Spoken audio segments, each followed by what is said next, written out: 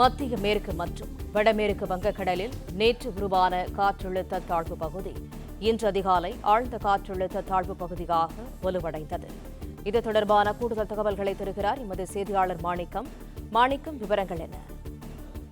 வங்கக்கடலில் நேற்றைய தினம் ஒரு குறைந்த காற்றழுத்த தாழ்வு பகுதி உருவாகி இருந்தது. அந்த குறைந்த காற்றழுத்த தாழ்வு பகுதி இன்று காலை உருவாகும் என எதிர்பார்க்கப்பட்ட நிலையில நேற்றைய தினமே உருவாகியதால் தமிழகத்திற்கு மழைக்கான வாய்ப்பு மேற்கு தொடர்ச்சி மலை ஒட்டிய பகுதிகளில் நீடிக்கும் எனவும், சென்னை உள்ளிட்ட பகுதிகளில் மிதமான அளவில் நீடிக்கும் எனவும் வானிலை ஆய்வு மையம் அறிவித்திருந்தாங்க. இந்த சூழல்ல தற்பொழுது அந்த குறைந்த காற்றழுத்த தாழ்வு பகுதி மேலும் வலுவடைந்திருப்பதாக வானிலை ஆய்வு மையம் தெரிவித்திருக்கிறாங்க.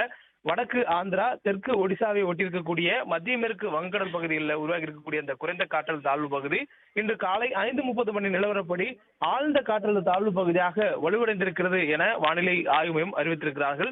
இது அடுத்து வரக்கூடிய நேரங்களில் தொடர்ந்து மேற்கு வடமேற்கு திசையில நகர்ந்து காற்றழுத்த தாழ்வு மண்டலமாக வலுப்பெறக்கூடிய வாய்ப்பு இருப்பதாக சொல்லப்பட்டிருக்கிறது. அதாவது தற்பொழுது வலுப்பெற்றிருக்கக்கூடிய நிலையிலிருந்து மேலும் இது வலுவடையக்கூடிய வாய்ப்பு இருப்பதாக சொல்லப்பட்டிருக்கூடிய நிலையில தமிழகத்திற்கான மழைக்கான வாய்ப்புகளும் மாறுபடுவதற்கான சாத்தியக்கூறுகள் இருப்பதாக வானிலை ஆய்வு மையம் தற்பொழுது கணித்திருக்கிறார்கள். தொடர்ந்து தமிழகத்தில் இன்றைய தினமும் வரக்கூடிய நாட்களில் எந்தெந்த பகுதிகளுக்கு மழைக்கான வாய்ப்பு என்பதையும் பின்வரும் வானிலை முன்னறிவிப்புகளை தெரிவிக்க இருப்பதாகவும் வானிலை ஆய்வு மையம் தெரிவித்திருக்கிறார்கள்.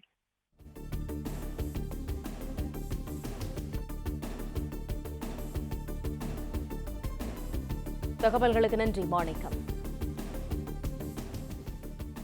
பிளே ஸ்டோர் மற்றும் ஆப் ஸ்டோரில் இருந்து பாலிமர் செயலியை QR கோடு மூலம் பதிவிறக்கம் செய்யுங்கள். செய்திகளை உடனுக்குடன் பெறுங்கள்.